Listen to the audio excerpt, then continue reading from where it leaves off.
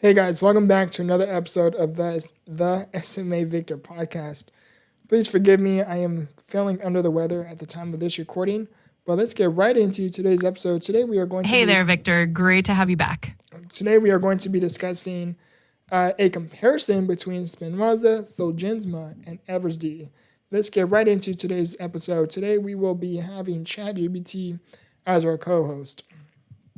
Absolutely. Let's dive right in. So today is all about comparing Spinraza, Zolgensma, and Evrysdi, and I'm here as your co-host to help break it all down.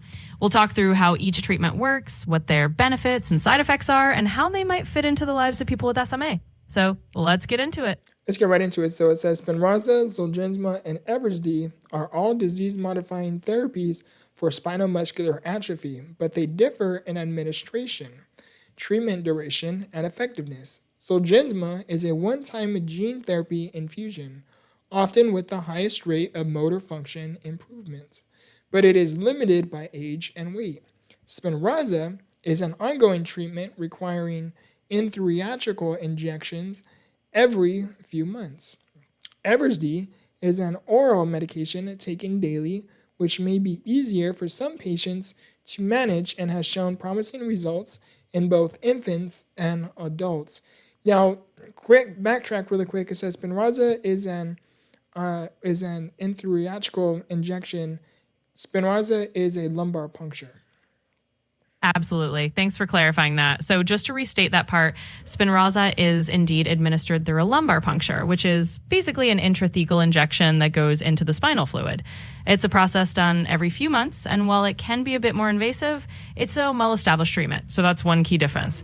And as you mentioned, Zolgensma is that one-time infusion, and Evrysdi is a daily oral medication. Each one has its own advantages depending on the patient's situation. So we'll explore all that in this episode. So it says features. Zolgensma. So let's talk about features. Gene editing that replace. So Zolgensma is a gene editing therapy that replaces the faulty SMN1 gene. Spinraza is an antisense oligonucleotide. I can never pronounce that word right. That modifies the SMN2 gene to increase functional SMN protein, and Evrysdi is small molecules that is orally administered and modifies the SMN2 gene to increase functional SMN protein. Exactly. That's a great breakdown of the features. So to sum it up, Zolgensma is basically a gene replacement therapy. It actually delivers a new working copy of the SMN1 gene to address the root cause of SMN. Then you've got Spinraza, which is an antisense oligonucleotide, definitely a mouthful, that tweaks the SMN2 gene to produce more functional SMN protein. And finally, Evrysdi is a small molecule you take by mouth that also boosts the SMN2 gene's ability to create functional protein. So each of them is going after the same goal, getting more of that crucial SMN protein, but they do it in slightly different ways. And it says administration. So the comparison for administration. So the administration is Zolgensma is a one-time IV infusion.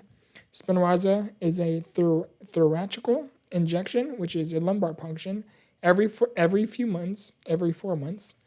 And Evrysdi is an oral medication taken at home, and that is taken daily. Yeah, that sums it up really well. So in terms of how you actually get these treatments, Zolgensma is just a one-time IV infusion, so you do it once and you're done. Spinraza, on the other hand, is that lumbar puncture every 4 months, so it's a recurring procedure. And then there's Evrysdi, which you just take orally at home every day, which can be a lot more convenient for a lot of folks. So the administration piece is definitely a big factor in choosing which treatment works best for each individual. And the duration, so if you are new to SMA treatment options, and you may be wondering, what's the duration? How long do you take them? Do you take them for a month, a year, 2 years? What's the expected duration for it? And for all of them, for Zolgensma, it's a one-time treatment, so it's one and done. And Spinraza and Evrysdi is ongoing. So as long as you are willing to take the medication, and as long as your insurance is able to cover it, then it is permanent, I would say. And it says age and weight limitations. So Zolgensma is limited to patients under 2 years of age, with weight restrictions due to IV administration. Spinraza is approved for all ages. Like myself, I'm currently 26. I am turning 27 in January, and I take Spinraza. I have been taking it since 2017. And Evrysdi is approved for all ages as well. And it says motor function improvement. So motor function, what's the milestones? So Zolgensma is the highest rate of improvement shown in studies. That's very, very significant. And I actually made an episode talking about this, in particular about Zolgensma, and I think it is not but it's because that the child born with SMA during infancy, their SMN protein is in their body, their autonomy is still being developed. So by administering Zolgensma very, very, very early on, it gives a huge boost where instead of that lack of signal to be weak, you're able to communicate and strengthen that signal fairly quickly, which to me would explain the highest rate of improvements. Spinraza, good improvements shown in studies. Like myself, I have experienced significant improvements. I still have my off days, my bad days, but to put it simply is I used to struggle. I was in high school at the time, so I would struggle with like writing, picking up my phone, eating, things like that, with a lot of my daily routine prior to taking the medication to after I started taking the medication. Then I started to see a turnaround in terms of improved writing, improved feeding, improved handling technology such as my phone, being on the computer, things like that. Very, very good improvements. And Evrysdi, good improvements shown in studies compared to Zolgensma. That's actually really, really good. I didn't know that. So Evrysdi says something I want to emphasize on. It just says good improvements for Evrysdi shown in studies comparable to Zolgensma.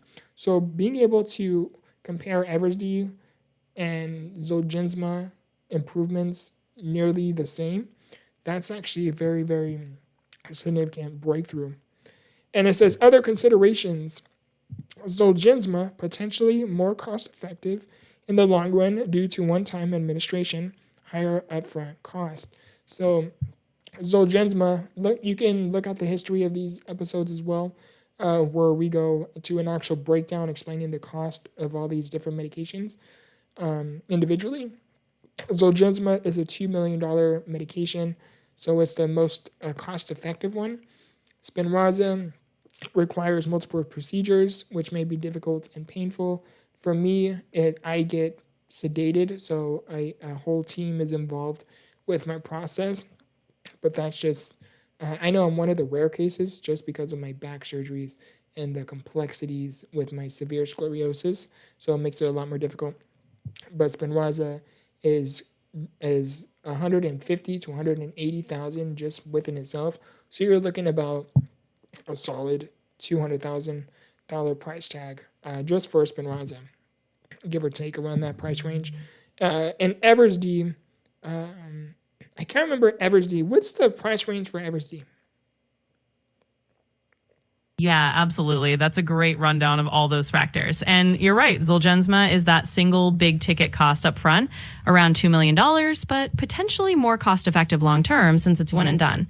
Spinraza, as you said, is around that $150,000 to $180,000 per dose range, and it adds up over time since you're repeating it every few months. And like you mentioned, it can be more involved, especially if you need sedation or have other complexities. As for Evrysdi, the cost is generally a bit lower than those two, but it still runs quite high. It can be roughly in the range of about $340,000 or so per year, depending on dosing and insurance coverage. So it is an ongoing cost as well, just like Spinraza. But overall, each of them has these different considerations, and it's all about finding what fits best for the person's situation, both medically and financially. Yeah, so because Spinraza is administered every 4 months, which is 3 times a year, you're looking at a price tag of roughly $180,000 per injection. So that's a little over $500,000 a year. And in Evrysdi, it's 340, but you take it $340,000 a year, but you take it daily. orally. So these are the comparisons. I wanted to. I was brainstorming what ideas I could talk about. For future episodes. And I think I thought this would actually be a very good one to kind of do a comparison. I individually have talked about the comparisons individually, like by themselves, but I never actually compared them all within like one episode. So I thought it was a bit different, something interesting. I hope you guys enjoyed today's episode. Please forgive me. I have to cough and let some stuff out. That's why I got tongue twisted earlier, because I was like in the middle of like, should I just redo the video and then just do my thing really quick and then come back, or just continue and wait out for a minute?